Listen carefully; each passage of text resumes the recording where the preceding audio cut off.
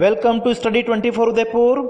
आज की इस क्लास में हम अंतर क्षेत्रीय व्यापार और अंतर्राष्ट्रीय व्यापार के बीच में क्या अंतर होता है, उनके बीच में कौन कौन सी समानताएं होती हैं, इंटर रीजनल ट्रेड और इंटरनेशनल ट्रेड के बारे में आज हम डिस्कस करेंगे। अगर आपके एग्जाम में क्वेश्चन पूछा जाता है कि अंतर क्षेत्रीय व्यापार और अंतरराष्ट्रीय व्यापार की तुलना कीजिए या दोनों के बीच में क्या असमानता है, कौन कौन सी समानता है उनको लिखिए, या फिर ऐसा पूछा जा सकता है कि अंतरराष्ट्रीय व्यापार अंतर्देशीय व्यापार की एक विशिष्ट दशा है, इसकी विवेचना कीजिए, तो उसमें आपको ये आंसर लिखना है। तो सबसे पहले अगर हम आंतरिक व्यापार की बात कर रहे हैं, इंटर रीजनल ट्रेड का मतलब क्या हो गया? ऐसा व्यापार, वस्तुओं का जो लेन देन होता है, वस्तुओं का जो क्रय विक्रय होता है, जब एक देश की सीमा के अंदर होता है, एक देश की सीमा के अंदर विभिन्न स्थानों के बीच में अगर कोई क्रय विक्रय होता है वस्तुओं का, तो उसको हम क्या कहेंगे?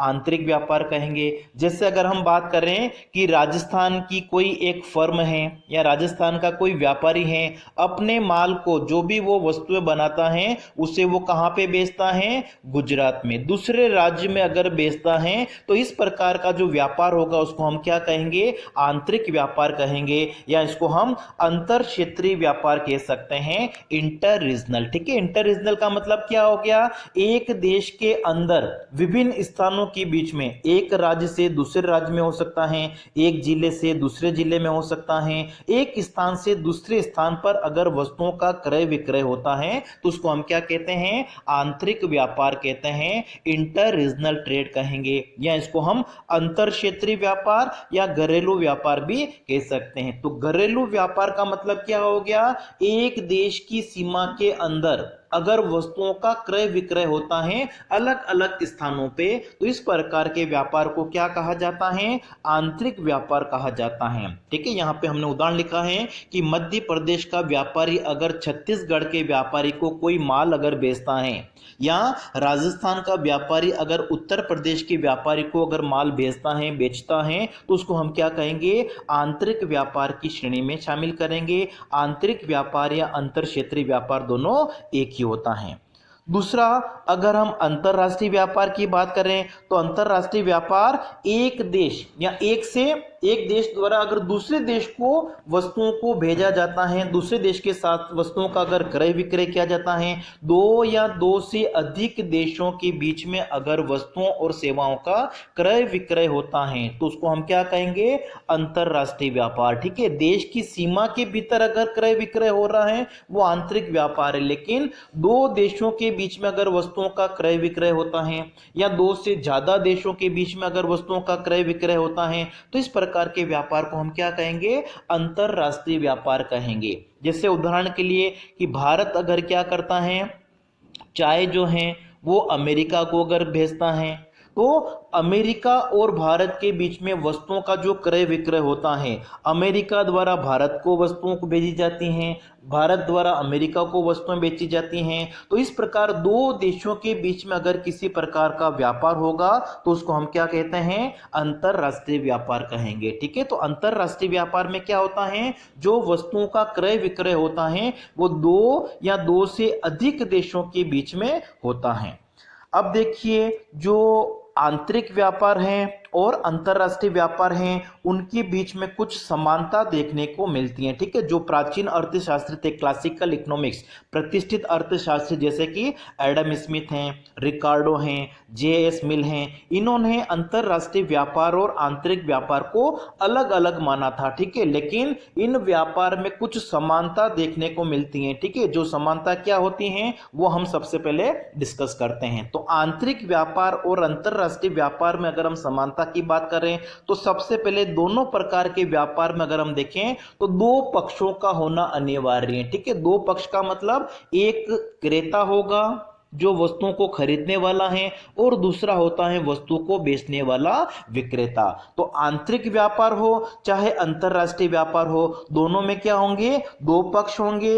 एक बेचने वाला होगा जिसको हम विक्रेता कहते हैं, और दूसरा खरीदने वाला होता है जिसको हम क्रेता कहते हैं। जैसे राजस्थान का कोई व्यापारी अगर गुजरात के व्यापारी को माल बेचता है, तो यहाँ पे राजस्थान का व्यापारी और गुजरात का व्यापारी दो पक्ष हो गए हैं। इसी तरीके से अंतरराष्ट्रीय व्यापार अगर है, भारत द्वारा अमेरिका को कोई वस्तु बेची जाती है तो भारत एक तरह से विक्रेता हो गया और अमेरिका क्या हो गया, क्रेता। तो आंतरिक व्यापार हो या अंतरराष्ट्रीय व्यापार हो, दोनों में क्या होते हैं, दो पक्ष होते हैं। दूसरा, दोनों पक्षों को लाभ। अब देखिए, व्यापार जो किया जाता है उसका प्रमुख उद्देश्य क्या होता है, लाभ कमाना। तो आंतरिक व्यापार जो किया जाता है उसका उद्देश्य भी क्या होता है कि जो क्रेता विक्रेता हैं, ठीक है, उनको एक तरह से क्या हो, लाभ की प्राप्ति हो। इसी तरीके से जो अंतरराष्ट्रीय व्यापार होगा, दो देशों के बीच में वस्तुओं का जो आयात निर्यात होता है वो भी किस उद्देश्य के लिए होता है, लाभ प्राप्ति के लिए होता है। कोई देश दूसरे देश से वस्तु को आयात क्यों करता है, क्योंकि वो उसे कम कीमत पर दूसरे देश से मंगा सकता है। और कोई भी देश निर्यात करता है, क्यों करता है, कि उसकी जो उत्पादन लागत है उससे वो ज्यादा कीमत पर उसको बेच सके, उसको लाभ की प्राप्ति हो। तो आंतरिक व्यापार और अंतरराष्ट्रीय व्यापार दोनों किस लिए किए जाते हैं, लाभ कमाने के उद्देश्य से किए जाते हैं। फिर तीसरी जो समानता देखने को मिलती है वो क्या है, ऐच्छिक सौदा। घरेलू व्यापार जो अंतर क्षेत्रीय व्यापार होता है वो भी ऐच्छिक सौदा होता है। मतलब राजस्थान का व्यापारी अगर गुजरात के व्यापारी को कोई माल अगर बेचता है तो उसके ऊपर किसी प्रकार का सरकारी दबाव नहीं होता है कि वो उसे वस्तुओं को बेचे। दोनों व्यापारियों आपस में अपनी सहमति के आधार पर क्या करते हैं, वस्तुओं का क्रय विक्रय करते हैं। तो आंतरिक व्यापार है उस वो भी एक तरह से क्या है, ऐच्छिक सौदा है। इसी तरीके से दो देशों के बीच में अगर व्यापार होता है, ठीक है, दो व्यापारी हैं अलग अलग देशों के, अगर वो वस्तुओं का क्रय विक्रय कर रहे हैं वो भी एक तरह से क्या होता है, ऐच्छिक सौदा है। सरकार उन व्यापार के ऊपर प्रतिबंध लगा सकती है, लेकिन सरकार किसी व्यक्ति को किसी वस्तु का आयात करने के लिए या निर्यात करने के लिए बाध्य नहीं कर सकती है, ठीक है, अनिवार्यता उनके ऊपर नहीं होती। इसका मतलब क्या हो गया, दोनों प्रकार के जो सौदे होते हैं वो कैसे होते हैं, ऐच्छिक होते हैं।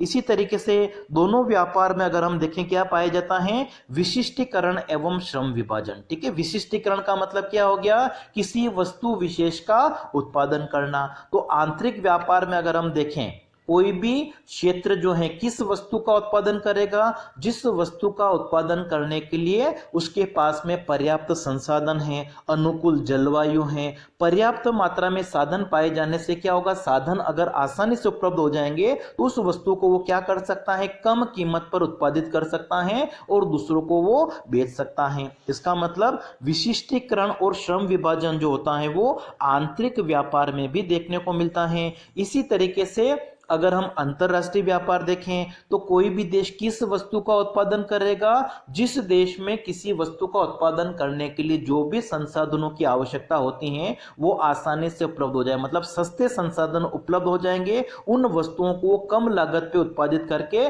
उसे दूसरे देश को बेच के वो लाभ कमा सकता है। इसका मतलब तुलनात्मक लाभ देखा जाता है, ठीक है। विशिष्टीकरण और श्रम विभाजन जो है वो दोनों प्रकार के व्यापार, चाहे वो आंतरिक व्यापार हो चाहे वो अंतरराष्ट्रीय व्यापार हो, दोनों में देखने को मिलता है। फिर रुचि अनुकूल उत्पादन। आंतरिक व्यापार जो होता है उसमें अगर हम देखें, एक फर्म के द्वारा या एक क्षेत्र के द्वारा जो वस्तुओं का उत्पादन किया जाएगा वो दूसरे क्षेत्र में लोगों के द्वारा जो मांग की जा रही है उसके ऊपर निर्भर करेगा। मतलब लोग किन वस्तुओं को पसंद करते हैं, किस प्रकार की वस्तुओं को पसंद करते हैं, लोगों की उपभोक्ताओं की रुचि के अनुसार एक तरह से क्या होता है, वस्तुओं का उत्पादन किया जाएगा। अगर लोगों की रुचि का ध्यान अगर नहीं रखा जाएगा तो क्या होगा, वस्तुओं की मांग नहीं होगी, जिससे उत्पादकों को हानि होती है। तो चाहे वो अंतर क्षेत्रीय व्यापार हो या अंतरराष्ट्रीय व्यापार हो, कि भारत अगर चाइना से मोबाइल का आयात करता है तो मोबाइल में जो फीचर्स होते हैं वो लोगों की रुचि के अनुसार होना चाहिए, ठीक है, तभी क्या होगा, उन वस्तुओं की मांग होती है। इसी तरीके से विज्ञापन की अगर हम बात करें तो अंतर क्षेत्रीय व्यापार और अंतरराष्ट्रीय व्यापार दोनों में वस्तुओं को उपभोक्ताओं तक पहुंचाने के लिए एक तरह से क्या किया जाता है, विज्ञापन का सहारा लिया जाता है। विज्ञापन के द्वारा वस्तुओं की जो जानकारी है वो लोगों तक पहुंचाई जाती है। तो दोनों प्रकार के व्यापार में विज्ञापन पाया जाता है, चाहे वो आंतरिक व्यापार हो या फिर अंतरराष्ट्रीय व्यापार हो। इसी तरीके से माल का संचय, उपभोक्ताओं तक माल पहुंचाने के लिए, उपभोक्ताओं की मांग को पूरा करने के लिए, चाहे वो अंतर क्षेत्रीय व्यापार हो या अंतरराष्ट्रीय व्यापार, उसमें सबसे पहले क्या किया जाएगा, वस्तुओं का उत्पादन करके उनका स्टॉक किया जाता है, फिर उनको बिक्री की जाती है, उपभोक्ताओं तक पहुंचाया जाता है। और उपभोक्ताओं तक वस्तु को पहुंचाने की जो प्रक्रिया है वो हम क्या कहते हैं, वितरण कहते हैं, डिस्ट्रीब्यूशन कहते हैं। तो वितरण की जो प्रक्रिया है, मतलब वस्तु एवं सेवाओं का जो उत्पादन किया गया है वो किसके लिए किया जाता है, उपभोक्ताओं के लिए। और उपभोक्ताओं तक माल पहुंचाने की प्रक्रिया को हम क्या कहते हैं, वितरण कहते हैं। तो आंतरिक व्यापार जो होता है, अंतर क्षेत्रीय व्यापार होता है, उसमें भी क्या किया जाता है, वस्तु एवं सेवाओं का जो उत्पादन किया गया है उसे उपभोक्ताओं तक पहुंचाने का प्रयास किया जाता है, उपभोक्ताओं तक पहुंचाना आवश्यक होता है। इसी तरीके से अंतरराष्ट्रीय व्यापार होता है, उसमें भी वस्तुओं का जो उत्पादन किया गया है, वस्तुओं का जो क्रय विक्रय किया जाता है, उसका अंतिम लक्ष्य क्या होता है, उस माल को उपभोक्ताओं तक पहुंचाना। तो ये कुछ समानताएं देखने को मिलती हैं आंतरिक और अंतरराष्ट्रीय व्यापार में। लेकिन जो प्रतिष्ठित अर्थशास्त्री हैं उन्होंने आंतरिक और अंतरराष्ट्रीय व्यापार में कुछ अंतर भी बताए हैं, और इन अंतर के आधार पर उन्होंने क्या स्पष्ट किया कि अंतरराष्ट्रीय व्यापार का अलग से सिद्धांत होना चाहिए। तो अगला टॉपिक हमारा कौन सा है, जो अंतर क्षेत्रीय व्यापार है, इंटर रीजनल ट्रेड और इंटरनेशनल ट्रेड में कौन कौन से डिफरेंस है, कौन कौन सी अंतर या असमानता है। तो सबसे पहला अंतर अगर हम देखें तो वो कौन सा है, श्रम और पूंजी की गतिशीलता में अंतर। ठीक है, श्रम और पूंजी की गतिशीलता का मतलब क्या हो गया, जो श्रम होता है, पूंजी होती है, उसे एक स्थान से दूसरे स्थान पर या एक उद्योग से दूसरे उद्योग में भेजने की जो प्रवृत्ति पाई जाती है वो एक राष्ट्र के अंदर क्या होती है, गतिशील होता है। मतलब एक राष्ट्र के अंदर क्या होता है, जो साधन होता है वो गतिशील होता है। मतलब एक श्रमिक जो है वो राजस्थान से गुजरात जा सकता है, ठीक है, राजस्थान से दूसरे राज्य में, कहीं पे भी, वो कर्नाटक हो गया, तमिलनाडु हो गया, किसी भी राज्य में वो आसानी से जा सकता है। ठीक है, उनमें गतिशीलता पाई जाती है। लेकिन एक देश से दूसरे देश में जाने की जो प्रवृत्ति होती है थोड़ी बहुत हम देखने को मिलती है, ठीक है, लेकिन गतिशीलता का एक तरह से अभाव पाया जाता है, क्योंकि एक देश में अगर हम देखेंगे, ठीक है, तो वहां पे जो सामाजिक सांस्कृतिक जो रीति रिवाज होते हैं वो लगभग समान होते हैं, थोड़े बहुत अंतर पाए जाते हैं रीति रिवाज। लेकिन एक देश से दूसरे देश में अगर जाते हैं तो वहां की जो संस्कृति होती है वो बिल्कुल अलग होती है। इसलिए लोग क्या करते हैं, सारे लोगों की अगर हम बात करें तो वो एक स्थान से दूसरे स्थान पे जाने की प्रवृत्ति उनमें कम होती है। तो श्रम और पूंजी की जो गतिशीलता है वो अंतर क्षेत्रीय व्यापार में ज्यादा देखने को मिलती हैं, जबकि अंतरराष्ट्रीय व्यापार में कम। ठीक है, उसके बहुत सारे कारण हो सकते हैं।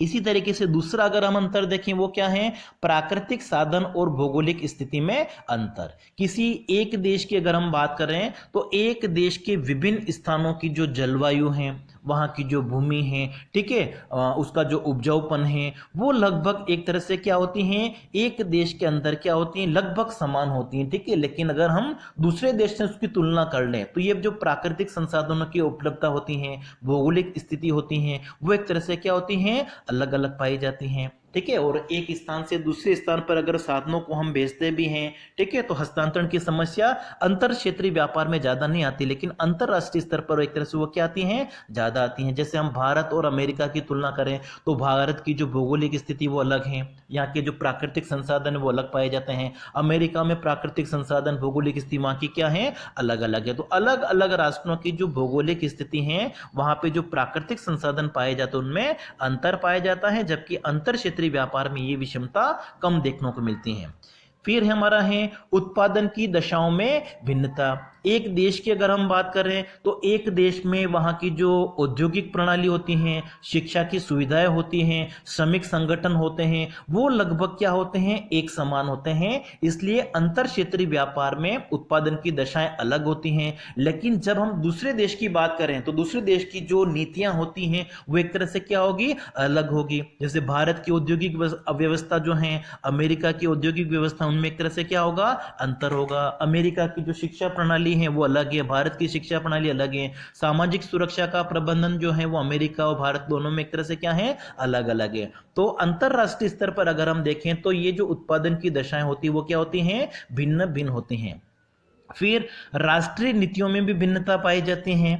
ठीक है। सामाजिक और राजनीतिक नीतियों के कारण अगर हम देखें तो एक देश के अंदर जो अंतर क्षेत्रीय व्यापार होता है वहां के लिए राष्ट्र की जो नीतियां होगी, मौद्रिक नीति, राजकोषीय नीति, औद्योगिक नीति, सरकार की कर नीति होती हैं, वो एक देश के अंदर तो क्या होती हैं, लगभग समान होगी। ठीक है। लेकिन अगर हम दूसरे देशों से तुलना करेंगे तो वहां की एक तरह से क्या होगी, अलग होगी। जैसे भारत की जो मौद्रिक नीति है और अमेरिका की जो मौद्रिक नीति है वो एक तरह से क्या होगी, अलग अलग होगी। तो अंतर क्षेत्रीय व्यापार में राष्ट्र की जो नीतियां होती है विभिन्न क्षेत्रों के बीच में वो एक जैसी होती हैं, लेकिन अंतरराष्ट्रीय व्यापार जो होता है उसमें राष्ट्रों की जो नीतियां होती है, सरकार की जो नीतियां होगी, उनमें क्या होता है, अंतर आ जाता है। इसी तरीके से वस्तुओं के आयात निर्यात में बाधा, जब हम अंतर क्षेत्रीय व्यापार की बात कर रहे हैं, एक क्षेत्र से दूसरे देश के, दूसरे क्षेत्र के, एक देश की सीमा के अंदर जो व्यापार हो रहा है उसमें वस्तुओं का क्रय विक्रय करने में किसी प्रकार की बाधा नहीं आती। ठीक है। जो व्यापार होता है वो सामान्यतः स्वतंत्रता पूर्वक हो जाता है,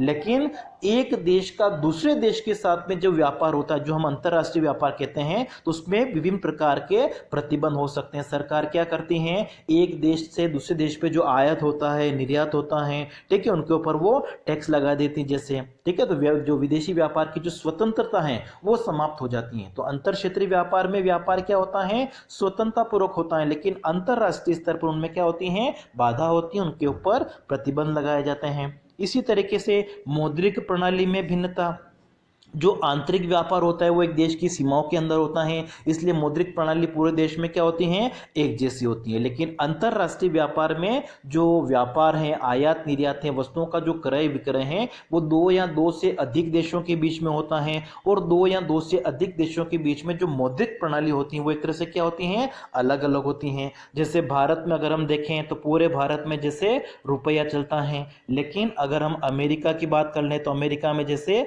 लेन देन जो है वो डॉलर के रूप में होता है। तो इसका मतलब क्या हो गया, एक देश के अंदर मौद्रिक प्रणाली एक जैसी होती है, लेकिन अंतरराष्ट्रीय स्तर पर मौद्रिक प्रणाली में अंतर आ जाता है। फिर प्रतिस्पर्धा में अंतर, आंतरिक व्यापार में अगर हम देखें तो जो वस्तुओं का उत्पादन किया जा रहा है, ठीक है, उसमें न्यूनतम लागत पे अगर उत्पादन किया जा रहा है तो जो उत्पादक है वो अपनी वस्तुओं को बेचने के लिए प्रतिस्पर्धा करते हैं। ठीक है। लेकिन एक देश के अंदर जो प्रतिस्पर्धा होती है वो थोड़ी कम होती हैं, लेकिन अंतरराष्ट्रीय व्यापार के स्तर पर अगर हम देखें तो इस स्थिति में ये जो प्रतिस्पर्धा होती है, सारे देश क्या करेंगे, अपने अंतरराष्ट्रीय व्यापार को बढ़ाने के लिए वस्तुओं को कम से कम कीमत पर बेचने का प्रयास करते हैं। तो प्रतिस्पर्धा जो होती है वो अलग अलग बाजारों में अलग अलग पाई जाती हैं।